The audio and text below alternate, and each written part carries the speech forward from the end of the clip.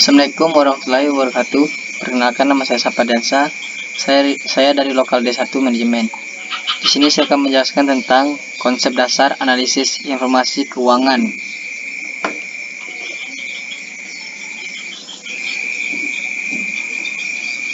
Analisis keuangan adalah proses mengumpulkan dan menyaring data serta menyajikan informasi keuangan yang dihasilkan dalam formal ringkas yang sesuai untuk pembuatan keputusan yang efektif. Kemudian, ruang lingkup analisis keuangan. Analisis keuangan mempunyai dua cabang, yaitu yang pertama, analisis keuangan perusahaan.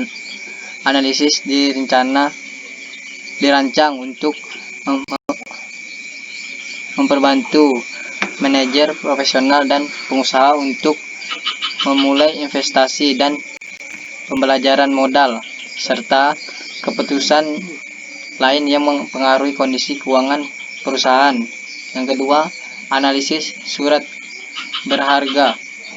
Analisis ini diharapkan dapat membantu investor dan manajer portfolio dalam mengevaluasi alternatif kesempatan investasi, meliputi usulan pembelanjaan surat berharga, usulan pembelian real estate dan aktif lainnya. Selanjutnya, peran analisis keuangan. Peran analisis keuangan ini terbagi menjadi 6. Yang pertama, mengumpulkan informasi yang relevan. Kedua, memilih teknik analisis yang paling tepat untuk memproses data. Yang ketiga, melakukan perhitungan yang diperlukan dengan benar. Kemudian yang keempat, meringkas hasil analisis dalam format yang tepat. Kemudian yang kelima, menggambarkan kesimpulan dan membedakan nasihat yang didasarkan pada hasil analisis tersebut. Kemudian yang keenam, sebagai pembuat keputusan. Selanjutnya, tujuan pelaporan keuangan. Pertama, menyajikan informasi yang berguna bagi para investor dan calon investor, juga kreditur dan calon kreditur untuk membuat keputusan investor, kredit, dan sejenisnya secara rasional.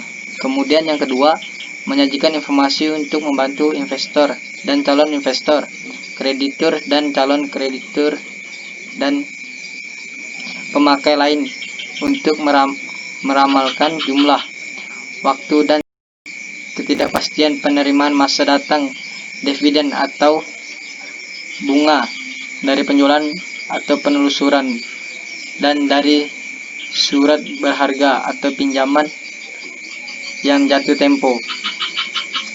Kemudian yang ketiga, menyajikan sumber-sumber ekonomi perusahaan, klaim terhadap sumber-sumber ekonomi tersebut, pengaruh transaksi, kejadian-kejadian, dan keadaan-keadaan yang mengubah sumber-sumber ekonomi perusahaan.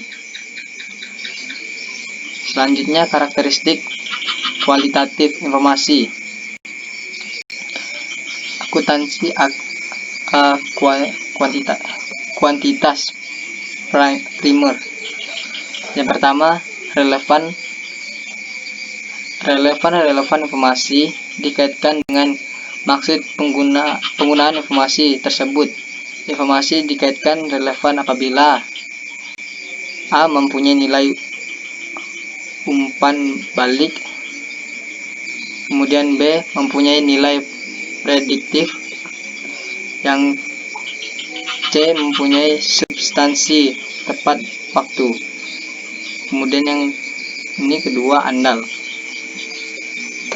Informasi akuntansi dapat diandalkan jika para pemakai dapat mengarahkan bahwa informasi tersebut bebas dan kesalahan atau penyimpangan.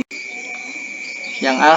berdaya uji, kemudian B. netral, yang C. penyajian yang sahih. Selanjutnya, kualitas sekunder. A. kualitas sekunder yang harus dimiliki oleh Informasi akuntansi adalah sebagai berikut. Berdaya banding. Informasi akan semakin bermanfaat jika dapat dikaitkan dengan ukuran tertentu atau dengan suatu standar tertentu.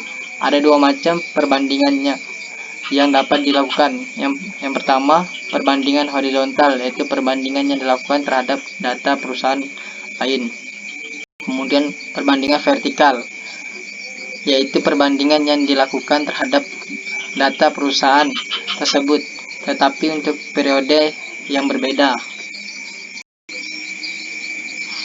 Nah, jadi kesimpulannya, mengingat banyaknya alternatif pelaporan yang ada, metode yang harus digunakan secara konsisten agar tercapai komparabilitas dalam laporan keuangan.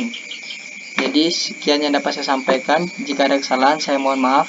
Saya akhiri dengan wassalamualaikum warahmatullahi wabarakatuh.